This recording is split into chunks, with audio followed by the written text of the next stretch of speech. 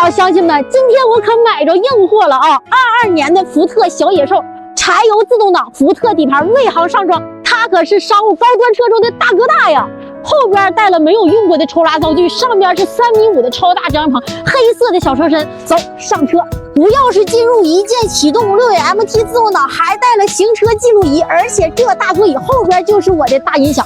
走过来之后，游艇木的地板革，外加2个超大的航空座椅，就连这桌板它都是电动的。啥也别说了，往后看，内置小厨房，微波炉、小冰箱，外加了一个迷你的翻版小手盆。这边是它的卫生间。